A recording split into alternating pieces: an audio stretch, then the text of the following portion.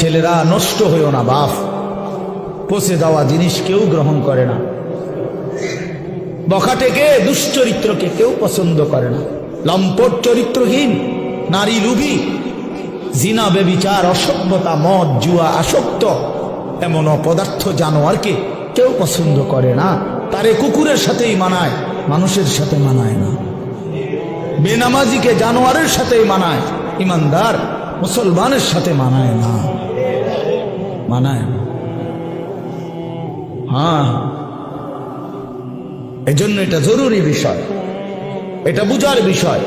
কেন আমি নামাজ পড়ব না, কেন আমি হালাল খাবো না? 30 বছর ধরে যারা সুদ খাইতেছেন, এই বাবা সংসারের অভাব পূরণ হয়েছে তো? বলেন না কেন?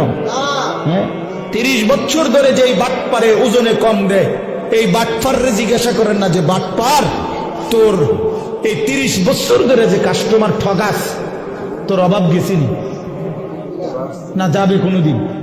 তো লাভ হইলো কি বেড়া? কি রে এত সিটারি করে কাম তো লাভ হইল না, সিটারি যা করলা কই সংসারের অভাব তো গেল না, কিস্তি তো শেষ হয় না, কিস্তি তো শেষ হয় না, প্রয়োজন তো শেষ হয় না। কই কিস্তি ইনকাম করে 90,000, কিস্তি চলে 6 না। হ্যাঁ, কথা বলেন না কেন? কিস্তি কারণটা কি? বেড়ারে দিয়েও কিস্তি লইছে, বেডিরে দিয়েও কিস্তি লইছে, পুতের বউরে দিয়েও কিস্তি লইছে, নাতিরে দিয়েও কিস্তি লইছে। সংসারের সবগুলো হারাম কর, বউ হারাম কর, স্ত্রীও হারাম কর, পুতের বউ হারাম কর, প্রত্যেক কিস্তি যে লইছে তো হারাম কর। কথা বলেন না কেন? হ্যাঁ, মাতেন না কা নাইরে আপনি পাল্টা জবাব দেন। হ্যাঁ, কোন আমি শুনি, তর্ক করেন। কিস্তি মানে তো হারাম, সুদ মানে তো হারাম, সুদ মানে তো হারাম। তো বলে হুজুর না খাইয়া মরে যাবনি? হ্যাঁ, মরে যাবেন। মরলে কি শরম নেই? কোন মানুষ মারা গেলে এটা কি বেজ্জতি নেই যে ছি ছি ছি জীবনে কেউ মরল না, হায় হায় রে আস্তাগফিরুল্লাহ আস্তাগফিরুল্লাহ, এরকম শরমের কথা লোকটা মুখে খেল বলে? বলেন মরে যাওয়া কোনো শরম? তো মরে যাবে, অসুবিধা কি? আমারও তো অনেক সময় অনেকে বলে যে হুজুরে না খাইয়া কি মরে? হ্যাঁ, মরে যাবেন আপনি, অসুবিধা কি? না খাইয়াই মরে যাবেন, অভাবে মরে যাবেন, ঠিক আছে, কিন্তু এরপরও তো চোখটা বন্ধ হইলে জান্নাতের দুয়ার খুলে যাবে। যে মাওলা অভাবে পড়ে গেছি তো তোমারে ছাড়ি নাই, খাইতে পাই নাই কিন্তু তোমারে ছাড়ি নাই। নবী সাল্লাল্লাহু আলাইহি সাল্লাম তো পেটে 2টা পাথর বাঁধছে। আপনারা আমাদের কার হালাত এমন হয়েছে ক্ষুধার কষ্টে?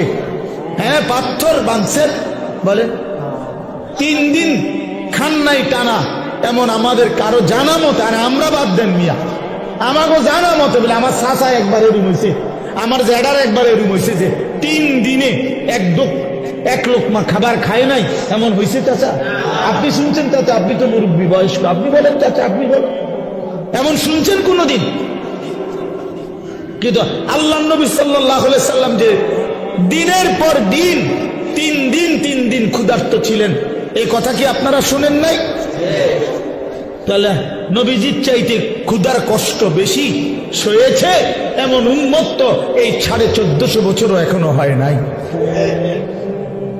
সাহাবায়ে কেরাম, আবু বকরের মতো দামি সাহাবী, ওমরের মতো দামি সাহাবী, হযরত আয়েশা নবীজির স্ত্রী বলেন, রাআইনা হিলালান সুম্মা হিলালান সুম্মা হিলালান।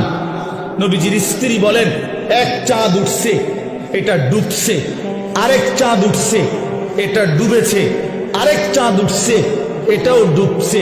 কয়টা হলো? কয় মাস? 3 মাসে আল্লাহর কসমে মসজিদে বসা।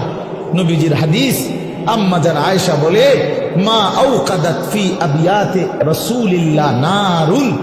আবিয়াত বহু বচন না, বাইতুনের রাসূলের 9 জন বিবি।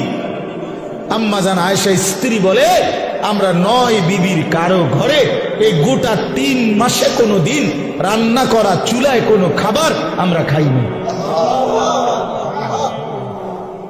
কোনদিন। ফামা আইশুকুম, সাহাবী জিজ্ঞেস করছে, মা তাহলে বাঁচলেন কিভাবে?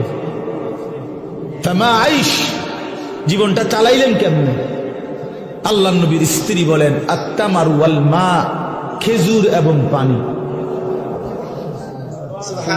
3 মাস খেজুর এবং পানি, সকালেও এটা, দুপুরও এটা, রাতেও এটা, শনিবারও এটা, রবিবারও এটা, সোমবার, মঙ্গলবার, বুধবার, বৃহস্পতিবার, শুক্রবার, প্রতিদিন একই জিনিস। এভাবেই জিন্দিগি পার। পানি, খেজুর, খেজুর, পানি। খেজুরও তো অল্প, 1টা 2টা 8টা। খেজুরের দানা বাইটা পিসাইয়া পাউডার বানায়া সাহাবায়ে কেরাম খেজুরের দানা পানি ভিজায়া ছাতুর মতো বানায়া তারপরেও খাইছে। হ্যাঁ, এই জন্য আমার বাপ, আমি আমাকেও বলছি, আপনাকে শুধু না, আমরা আমাদেরকেও বলি, নিজেকেও বলি, নিজের ঘর পরিবার নিয়েও আলোচনা করি। তাহলে আমরা প্রত্যেকে ইনশাআল্লাহ আমাদের জিম্মাদারি মনে রাখেন। কু আনফুসাকুম, আমি যে কথার থেকে এতগুলো কথা বললাম, অর্থ হলো নিজের ফিকির করা, আমার ইমান, আমার আমল, আমার আখেরাত, আমার স্ত্রী সন্তানের ইমান, আমল, আখেরাত, আমার বাপ। এবার আমি শেষ অংশে কথাটা বলতে চাই, এটা আমরা যারা এখানে যে কয়জন মনোযোগ দিয়ে শুনছেন, আমি সবাইকে বলি, আমরা এটা মনে রাখতে হবে, আমরা মুসলমান, আমাদের জীবন আখেরাত, আমাদের জীবন দুনিয়া হবে না। আমার একবার বিশ্বাস করেন, 200 কোটি মুসলমান আমরা যদি রাত দিনও পরিশ্রম করি দুনিয়া উপার্জনের জন্য, আল্লাহর কসম, খোদার কসম, কাফের বেঈমানের সমপরিমাণ দুনিয়া আল্লাহ আমগরে দিবে না। এটা আল্লাহর ওয়াদা, দিত না। মানে আমি হেবড়ারে কইলাম, শাহাদাত ভাই, আপনি যদি মাথাও ফাড়াই এলাম, আমি টাকা 500 চাইছিলাম, আমি দিতাম না বেটা। এবার তুমি যেটা মনে করো এটা করো, আমি কইলাম দিতাম না, দিতাম না, কারণ আমি কেমনে নিবেন আপনি আমার থেকে টেয়ারা? কথা বুঝেন নাই আমার? আমি যে কইছি, একবারে কসম করে কইছি আমি টেয়ারটা দিতাম না। তো আল্লাহ বলছে, বান্দা দুনিয়া আমি তোমাদের ইমানদারকে দেব না বান্দা, পুরা, এটা আমার ওয়াদা, আমি দেব না দুনিয়া, আমি দেব আখেরাত। আখেরাতে আল্লাহ বলছে, বান্দা দুনিয়া আমি তোমার প্রয়োজন মাফিক দিচ্ছি, আর কাফেরকে দুনিয়া বেশি দিলাম, তবে আখেরাতে পুরাটা তোমাদের ইমানদারদের জন্যই বরাদ্দ রাখলাম, বেঈমানকে এক ঢোক পানিও পান করতে দেব না, এক ঢোক পানি।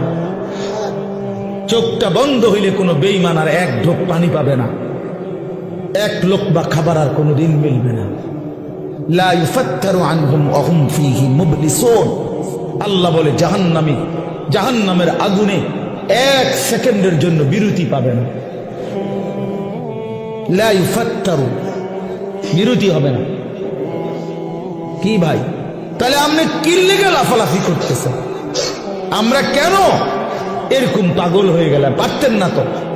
দুনিয়া আমরা বেঈমানদের সমপরিমাণ হবে না, এটা আল্লাহর ওয়াদা, আল্লাহর ওয়াদা। তো যার হাতে সব, তিনি বলতেছেন আমি তোমারে দিতাম না, আপনি কীর্তন কারাগারি করেন কেন? এই সাফাসাফিটা করতেছেন, উনি কইল দিত না, বলেন বলেন। একজন ফুট বিদেশ ফাড়াইয়া আপনি এখানে বিরাট কিছু করে লাগবেন, কিতা এই ঘুরে ঘেরে ফাঙ্গাস আর তেলাফিয়ারি আমরা জানি না, আর কিতা যার ফুট ইটালি এবারে কিতা খায়? হ্যাঁ, যার 3 ফুট বিদেশ এবারে কি খায়? হ্যাঁ, কি খায়? দৈন্যতা করলা, দুন্দুল ফুলকপি আর পাতা কপি, পারবের মুরকা আর কক মুরকা, আর কিতা খান আপনি? আপনি কি বাঘের গোস্ত খান নাকি? কা খাইবেন না? আপনার ফুট ইটালি, আপনি কি লেগে হুদা মুরগের গোস্ত খাবেন? ওইটি তো আমরা আঙ্গাল কাঙ্গাল রাই খাই। আপনি তো প্রতিবেলা সিংহের গোস্ত খাওয়া দরকার, আপনি 3 ফুট বিদেশ। কই দুনিয়া কি ভোগ করছি আমরা? এই সামান্যটুকু দুনিয়া, 3 বেলাও তো আমরা ঠিক মতো সামান্য কুদুর খাবার খাই, এইটুকুর জন্য আখেরাত ছেড়ে দিলেন। একটা অটো ড্রাইভারের সারাদিন ইনকাম কত? সব যাইয়া তুই 300 টাকাও তো থাকে না, এই 300 টাকার জন্য আল্লাহকে ছেড়ে দিলেন। একটা সিএনজি ড্রাইভারের ইনকাম কত? সারাদিনে 700-800 টাকাও তো থাকে না, সব মালিক জমা গ্যাস, এরপরে রাস্তার যে খরচ, ওই যে জায়গায় জায়গায় টাকা দিতে হয় না, জিবি না কি কয়ডি রে, এই তো এগুলো দিয়া ঠিয়া 700-800 টাকাও তো থাকে না। তো 700-800 টাকার জন্য মহান আল্লাহকে ছেড়ে দিলেন, 5 ওয়াক্ত নামাজ ছেড়ে দিলেন, 300 টাকার জন্য 1 ওয়াক্ত নামাজ পড়তে পারলেন না, 700 টাকা মিলাইতে গিয়ে 1 ওয়াক্ত নামাজ পড়লেন না।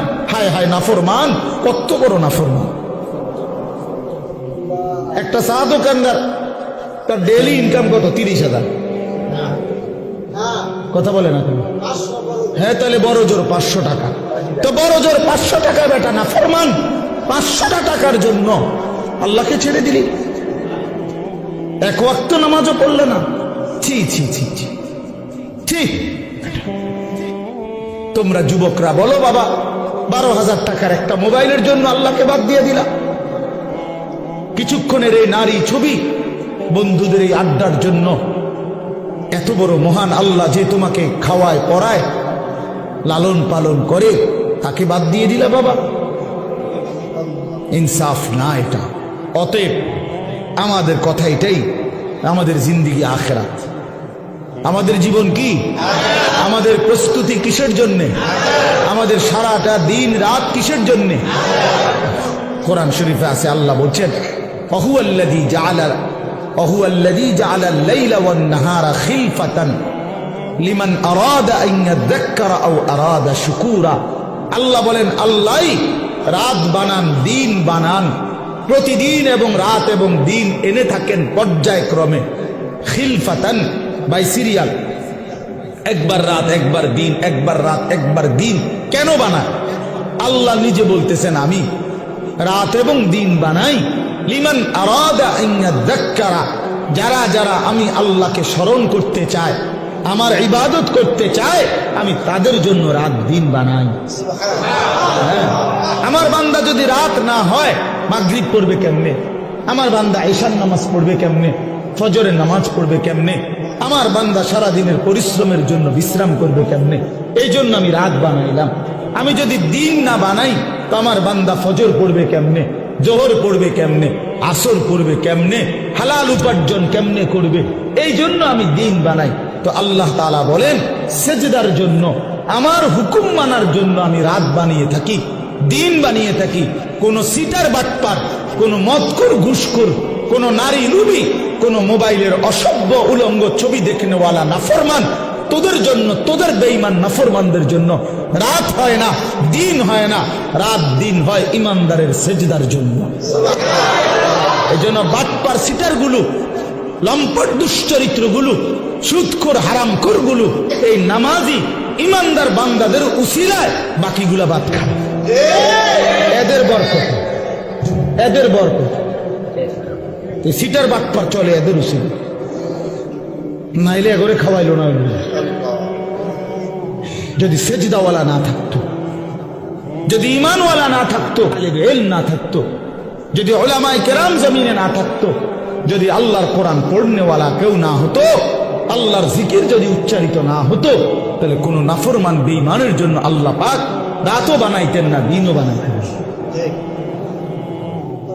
আল্লাহ আমাদেরকে বুঝ দান করেন।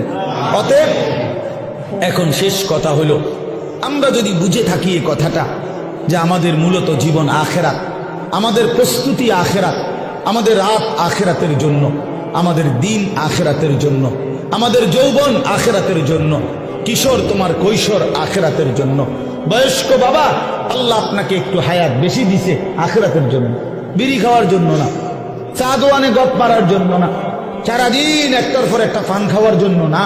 আখেরাত আপনাকে দিছেন আল্লাহ তাআলা, জীবন হায়াত আখেরাতের জন্য। এই আখেরাত কামাই করার, পরকালের পাথেয়, পরকালের পুঁজি, কবর হাসর আখেরাতের পুঁজি সংগ্রহের একটা শ্রেষ্ঠতম মাস, একটা বড় সিজন, একটা বড় মৌসুম, এটা হলো মাহে রমজান। এই কথাটা আমি বলতে চাই। সিজন বুঝতে হয়। বুদ্ধিমান ব্যবসায়ী, হ্যাঁ বুদ্ধিমান কৃষক জমিনে ফসল করবার আগে সিজন চিনে, যে এখন কোনটা লাগাইতে হবে। কথা বুঝছেন নি?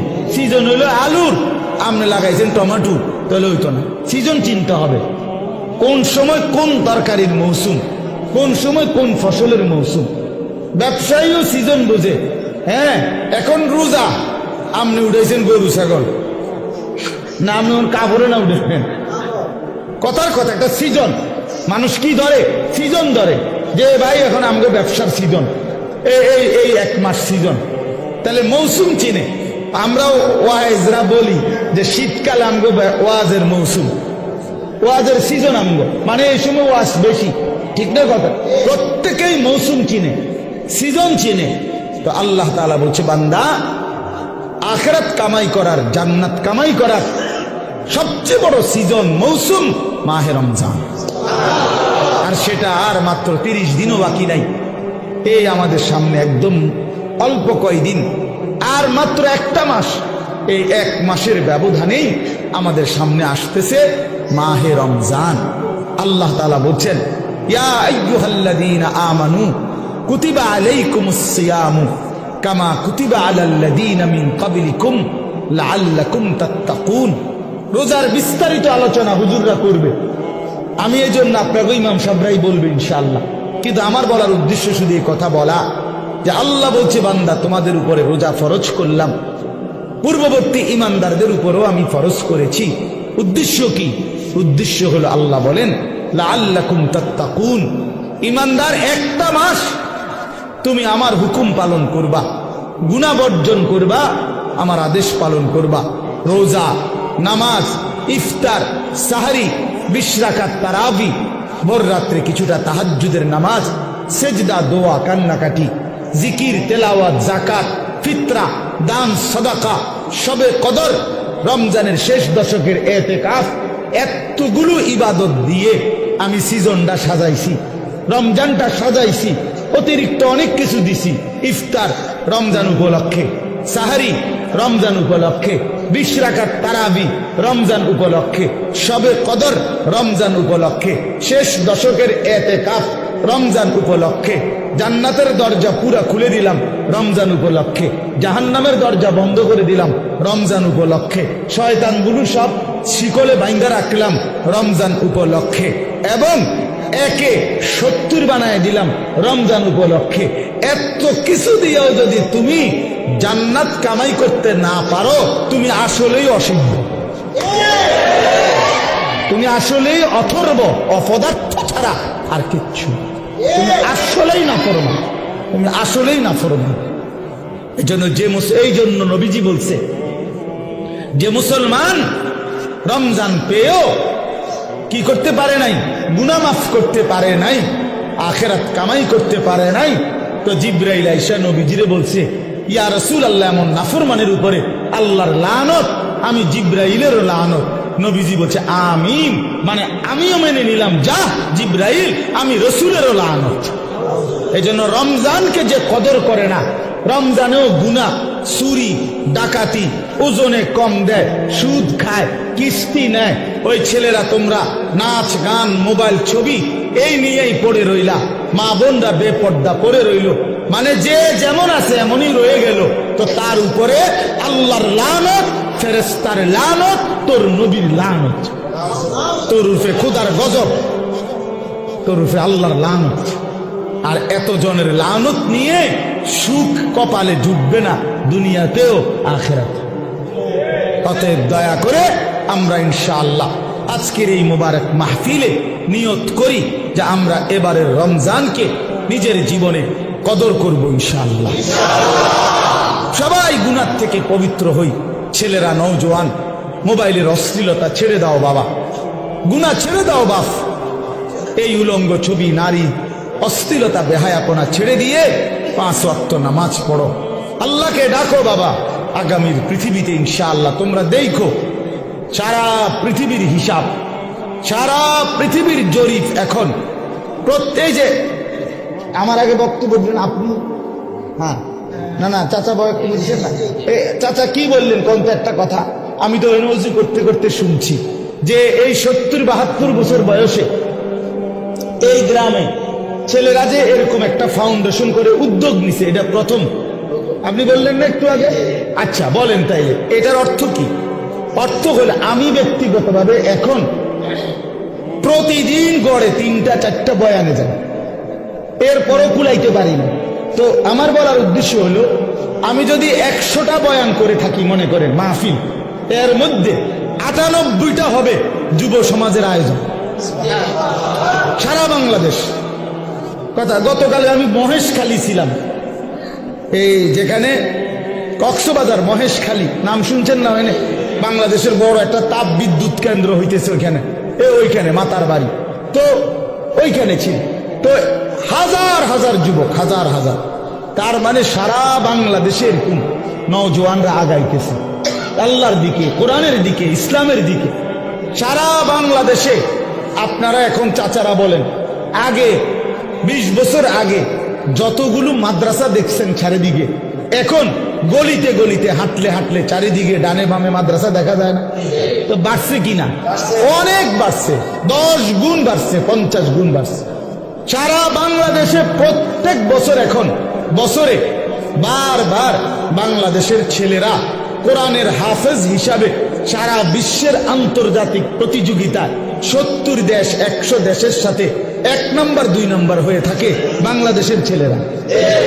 তার মানে বোঝা গেল যে আলহামদুলিল্লাহ যুব সমাজ, নওজোয়ানরা যেভাবে ইসলামের দিকে আগাইতেছে, আগামীর পৃথিবীতে এই নওজোয়ানরাই কালেমার পতাকা উড়াবে ইনশাআল্লাহ। হ্যাঁ হ্যাঁ, ইসলামের পতাকা উড়বে, বিজয়ের পতাকা উড়বে ইনশাআল্লাহ। তখন তোমরা যেই ছেলেরা নামাজি হবা, চরিত্রবান হবা, ইনশাআল্লাহ মনে রাখো তোমাদের হাতেই ইমানের পতাকা উড়বে। কোন বাটপার, নারী লুবি, চরিত্রহীন, লম্পট, বেনামাজি, অসভ্য তোমারে দিয়া মনে করো আগামীর পৃথিবীর কোনো কাজ হবে না, কেউ তোমারে নিবে না। আমি বলবো, এই জন্য চরিত্র হেফাজত করো, আখলাক হেফাজত করো। আমি দোয়া করলাম, এবং চারিত্রিক পবিত্রতার ক্ষেত্রে ইসলামের সবচেয়ে গুরুত্বপূর্ণ বিধিবিধান, শরীয়তের হুকুম আহকাম, অশ্লীলতা, বেহায়াপনা, জিনা, ব্যভিচার, এগুলোর প্রতিরোধে সবচেয়ে বেশি আয়াত, হুকুম এই সূরার মধ্যে। এই সূরা নারীর চরিত্র হেফাজত করে, সমাজের মধ্যেও অশ্লীলতা, বেহায়াপনা প্রতিরোধে কার্যকর ভূমিকা রাখবে।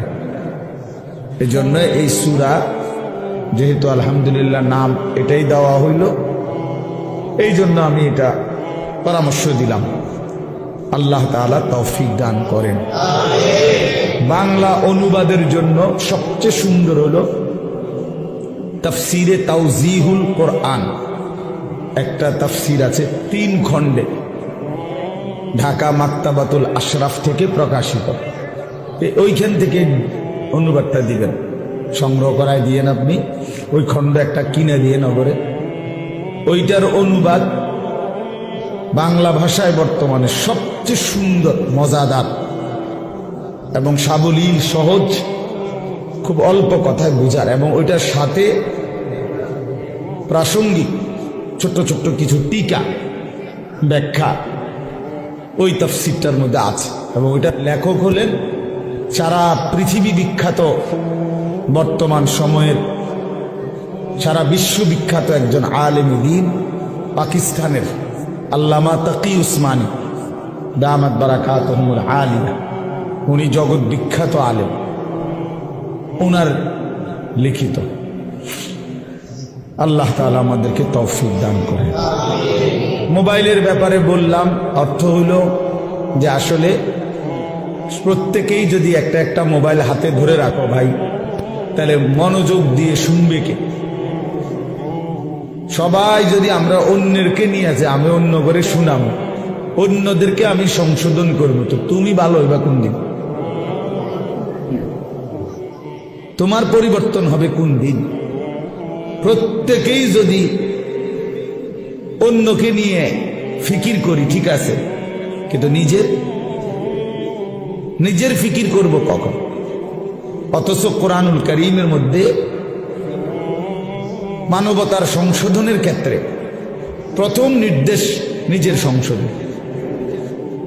কোরআনুল কারীমের মধ্যে আল্লাহ তাআলা বলছেন, সর্বপ্রথম নিজের সংশোধনের দিকে 100% নজর দিতে।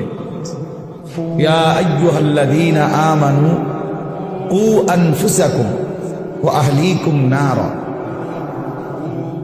আল্লাহ তাআলা বলেন, হে ঈমানদারগণ, তোমরা প্রত্যেকেই নিজেকে বাঁচাও এবং তোমাদের পরিবারের সদস্যদেরকে বাঁচাও নারান, জাহান্নামের আগুন থেকে। তাইলে আলাদাভাবে বলছে যে নিজেকে বাঁচাও, এরপরে বলছে স্ত্রী সন্তান পরিবার পরিজনকে বাঁচাও। তাহলে নিজেকে বাঁচাও, এটা আলাদা হুকুম, আলাদা হুকুম। এজন্য নিজের ফিকির করা, নিজের সংশোধন, আমার ঈমান, আমার নামাজ, আমার চরিত্র, আমার আখলাক, আমার চলাফেরা, আমার কথাবার্তা, আমার আচরণ, লেনদেন, এটা ঠিক করা। আমার কবর, আমার আখেরাত, আমার হাসর, আমার মিজান, আমার ফুলসিরাত, এই নিজের ফিকির করা। আমি মরলে আমাকে, আমার জিন্দিগি নিয়ে আমি চলে গেলাম, এরপরে পৃথিবীতে অনেক কিছু হইতে পারে, কিন্তু আমি তো নাই। আমার মৃত্যুর পরে পৃথিবীর সব মানুষ যদি চাঁদের দেশেও জায়গা, আমার লাভ কি? আমি তো নাই, আমি তো কবর। এই জন্য নিজের ফিকির করা, ইমানের ফিকির, আমলের ফিকির, এটা খুব জরুরি। কোরআনুল কারীমের মধ্যে আল্লাহ তাআলা বলেন, ইয়া আইয়ুহাল্লাযীনা আমানু আলাইকুম আনফুসাকুম, হে ঈমানদারগণ, নিজেকে মজবুতভাবে আঁকড়িয়ে ধরো। আলাইকুম আনফুসাকুম অর্থ হলো নিজেকে সাজিয়ে তোলো, নিজেকে গড়ে তোলো আখিরাতের আলোকে, ঈমান ইসলামের আলোকে। এটা আল্লাহ তাআলার আদেশ। কোরআন শরীফে আল্লাহ বলছেন, ওয়া'মুর আহলাকা বিস-সালাতি ওয়াসতাবির আলাইহা, তুমি তোমার পরিবারের সদস্যদেরকে নামাজের আদেশ করো এবং নিজে নামাজের উপরে অত্যন্ত মজবুত দৃঢ় থাকো, দৃঢ় থাকো। অর্থাৎ কোনো অবস্থাতে নিজের এক ওয়াক্ত নামাজও ছেড়ো না। নিজেকে ভুলে মানুষের সংশোধন, নিজের ঈমান, আমল, নামাজ, রোজা, আমনে ওটা মেল করে, মেল করতেছে, ওটা সংশোধন করে, গ্রামে কাজ্জা ফাসাদ এগুলোর সমাধান করে। জোহরের নামাজও পড়ে নাই, আসরের নামাজ ওটা মেল করে, জনসেবা করে। আপনার এই জনসেবার দরকার কি? আপনারে কে বলল যে নিজের নামাজ বাদ দিয়ে মানুষের সেবা করতে? এটা আপনারে কোন ইবলিসে কইল? এটা কে বলল আপনার? এটা কোন ধরনের জনসেবা? আমি পেশাবের উপরে দাঁড়াইয়া আরেকজনরে ভালো পানি দিয়ে গোসল করা, ওটা নিজে দাঁড়াই দিয়েছে পেশাবে, বুঝছেন না? নিজে মদ খাই, আরেকজনের মধু খাওয়া। তাহলে এইখানে আহাম্মকি ছাড়া আর কিচ্ছু নাই। তার জন্য নিজের সংশোধন আগে, মানুষের সেবা, মানুষের কল্যাণ অবশ্যই ভালো কাজ, কিন্তু সেইটা হবে আমার নিজের সংশোধন শতভাগ ঠিক রেখে, শতভাগ ঠিক। আমার মাহফিলের দেরি হয়ে যাইতেছে, এখন আমার মাগরিব বাদ এখানে বয়ান করার কথা আজকে, আমার আরো 2টা মাহফিল আছে আজকে। এখন আমি চিন্তা করলাম যে ধরে আমার ওয়াজ যেহেতু ক্ষতি না হয়, মাগরিবের নামাজ বাদ দিয়ে লাই, টানা আইসা পড়ি। তাহলে আপনারা যে সময় মাগরিব পড়তেছিলেন তখন তো আমি যদি টানা আইসা পড়তাম, তাহলে এই আধা ঘন্টা টাইম ফাঁকি দেয় যে সময় আপনারা নামাজ পড়ছেন, সুন্নত পড়ছেন, তো আমি তো আইতে পারতাম। আপনি আইয়া বুঝলেন, নইলে আমার তো দরকার আপনার করে হেদায়েত করেন, আমি জাহান্নামে গেলে গেলাম, ঠিক না? এটাই তো বুদ্ধিমানের কথা, নাকি না? আমি ঠিক এই সাফিতলা বা জামাত নামাজ পড়ে তারপরে আসছি, কথা বুঝছেন কি? এই তাহলে এটা হলো বুঝের হিসাব যে আমার নামাজ বাদ দিয়ে বুঝি আমি আপনার মাহফিল ধরতে যাবো কেন? কেন 10 মিনিট দেরি হলে কি হবে? আধা ঘন্টা দেরি হয়েছে, 8 পিস হয়েছে, খালাস। এই জন্য বললাম নিজের সংশোধনের ফিকির কিশোর, নওজোয়ান, বয়স্ক সবার মধ্যে বাবা এটা দরকার। আর এই জন্য আমরা যে মোবাইল সবাই মিলে ব্যস্ত, অন্যকে শোনাবো, অন্যকে দেখাবো, তো নিজের পরিবর্তন হবে কখন? এই জন্য এতে নিজের পরিবর্তন হয় না। মোবাইল হাতে ধরে রাখলে মনোযোগ হয় না, দিল জমে না, কথার মধ্যে আগ্রহ তৈরি হয় না, নিজের অন্তরে কোনো বিবেচনা, বিবেক, দিল জাগে না, প্রেরণা আসে না। এক তো হইলো হুজুর আসছে, ওনারে চিনি, এক ওনা এখন অনেক লোকে হয়তো ওনার বয়ান শুনে আমিও আসছি, হ্যাঁ, উড়াউড়ি করে, দৌড়াদৌড়ি করে, দফাদফি করে আসলাম, দেখলাম, হুর হুর করে আবার চলে গেলাম, খালাস। তো এটা তো কোনো জিন্দিগি না বাপ। এই জনপ্রিয়তা দিয়েই হবে কি, আর এই আসা যাওয়ার দ্বারা হবে কি?